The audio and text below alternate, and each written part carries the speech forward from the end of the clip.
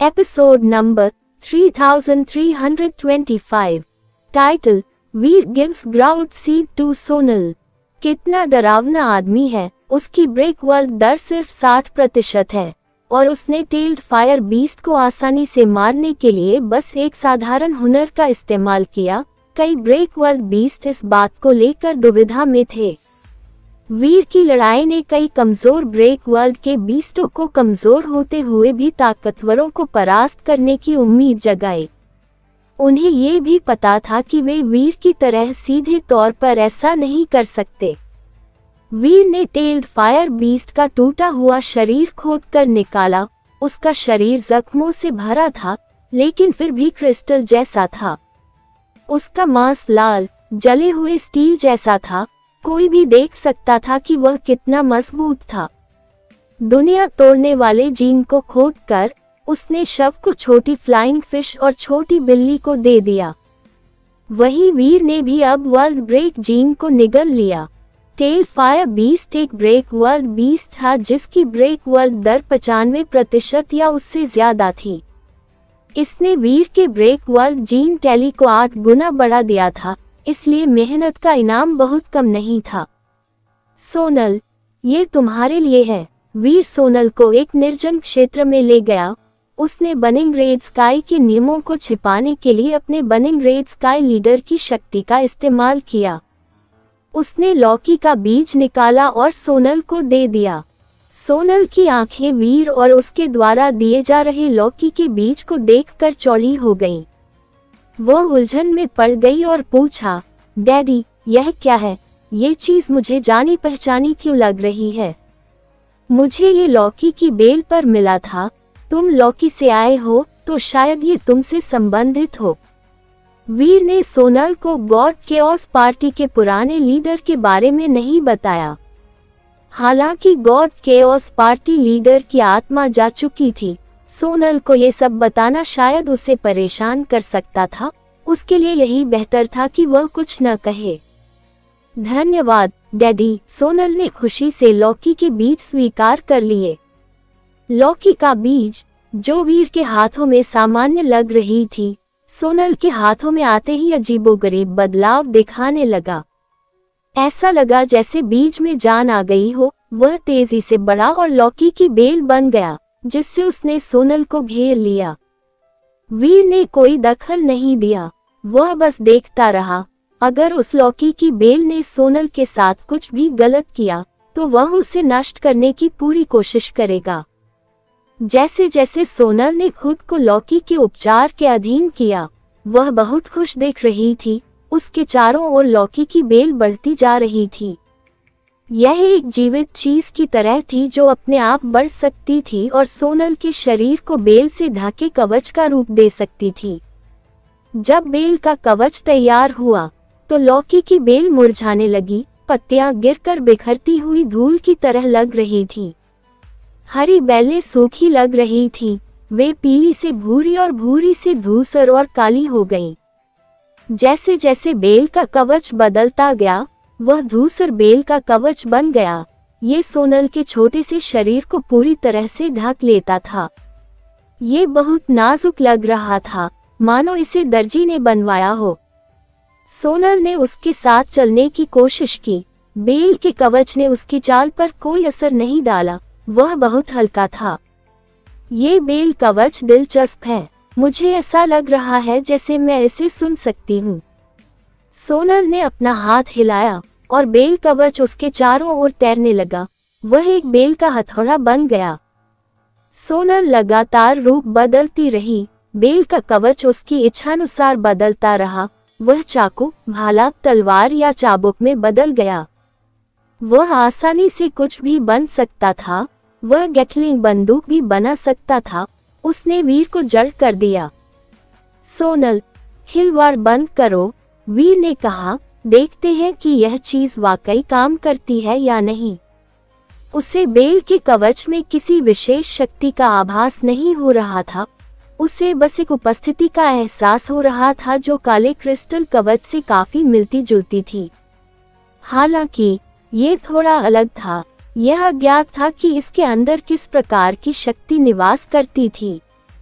ये कुछ ऐसा था जो गॉड केओस पार्टी लीडर अपनी बेटी के लिए छोड़ गई थी। यह शायद कुछ खास था, इसलिए वीर बेल कवच की असली ताकत देखने के लिए बेताब था। सोनल ने एक पल रुककर सोचा, फिर उसने बेल के कवच को एक बड़े बेल के हथौड़े में बदल दिया। उसके बाद उसने अपने पास के एक पत्थर पटका। पेंग! बेल के हथौड़े ने बड़े पत्थर पर जोरदार प्रहार किया। जोरदार आवाज हुई, वीर की आंखें चौड़ी हो गईं।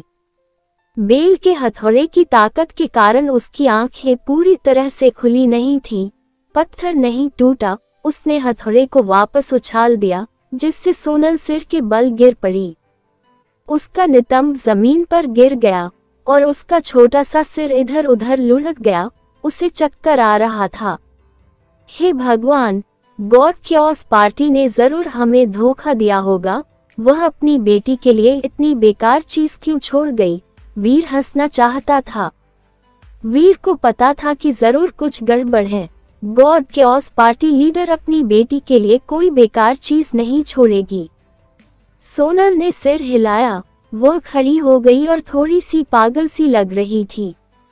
उसने हथौड़ा उठाया और अपने सामने पड़े पत्थर को तोड़ने के लिए और भी जोर लगाया। एक जोरदार आवाज हुई, पत्थर पर फिर भी कोई असर नहीं हुआ।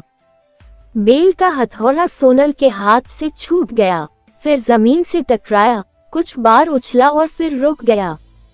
वीर और सोनल स्तब्ध रह गए। उन्होंने पहली बार इतना बेकार हथियार देखा था। सोनल ने इसे हथियार की तरह इस्तेमाल किया तो एक साधारण स्टील की तलवार भी चट्टान को 2 टुकड़ों में काट सकती थी, लेकिन बेल के हथौड़े ने उस पर कोई निशान तक नहीं छोड़ा। सोनल खुद को रोक नहीं पाए और बेल के हथौड़े को वापस बुला लिया। उसने उसे चाकू, तलवार, भाले और त्रिशूल में बदल दिया। उसने उसके सभी रूप आजमाए, लेकिन नतीजा हमेशा एक ही रहा। बेल, जो कभी बहुत शक्तिशाली दिखती थी, अब पत्थर को भी नुकसान नहीं पहुंचा पा रही थी। इस चीज के साथ क्या हो रहा है? वीर जानता था कि हो सकता है कि सोनल को अभी तक इसका सही इस्तेमाल करने का तरीका नहीं मिला हो, इसलिए उसने सोनल से इसे किसी और समय आगे की रिसर्च के लिए रखवा दिया। सोनल ने पागलों की तरह बेल को जमीन पर पटक दिया, लेकिन बेलों ने उसे फिर से घेर लिया। ये बेल का कवच बन गया जिसने सोनल के शरीर को घेर लिया। सोनल, तुम वापस जाओ, मेरी इजाजत के बिना 33 स्काइज में दोबारा मत आना। वीर ने सोनल, छोटी बिल्ली और छोटी उड़ने वाली मछली को उठाया और उन्हें 33 स्काइज से बाहर भेजने के लिए तैयार हो गया। वह बर्निंग रेड स्काई का लीडर था। वह जब चाहे लोगों को बर्निंग रेड स्काई से बाहर निकाल सकता था, यानी वह वहां से जा भी सकता था। वीर के जाने से पहले बर्निंग रेड स्काई में अचानक एक डरावनी उपस्थिति प्रकट हुई। ये दमन नर्क जैसा था। यह एक समुद्र की तरह था। इसने पूरे बर्निंग रेड स्काई को ढाक लिया। वीर का चेहरा बदल गया। वह समझ नहीं पा रहा था कि यह व्यक्ति कौन है, लेकिन यह एक डरावना दमन था। उसने ऐसा अक्सर नहीं देखा था। ये शक्ति बता रही थी कि जिसके पास ये शक्ति थी, वह कोई साधारण व्यक्ति नहीं था। जब वीर ने देखा कि कौन आया है, तो उसका चेहरा बदल गया।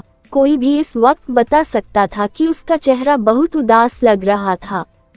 आसमान से एक सुनहरी रोशनी उतर रही थी। सफेद शाही वस्त्र पहने एक सुनहरे बालों वाली महिला प्रकट हुई।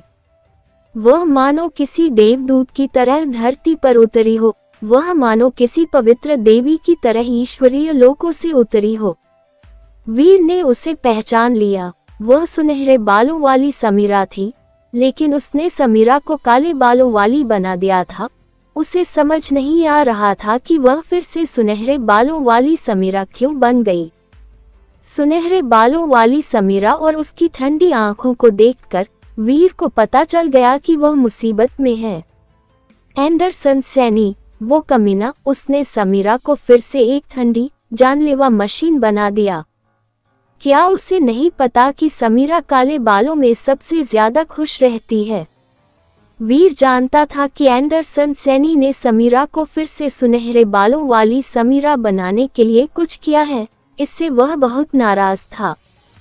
साथ ही वीर अब खुद को सुरक्षित महसूस नहीं कर रहा था। मिस्टर वाइट ने कहा था कि 33 स्काइज में मुझे बुरी किस्मत का सामना करना पड़ेगा। क्या उस मुसीबत का समीरा के आने से कोई लेना देना है?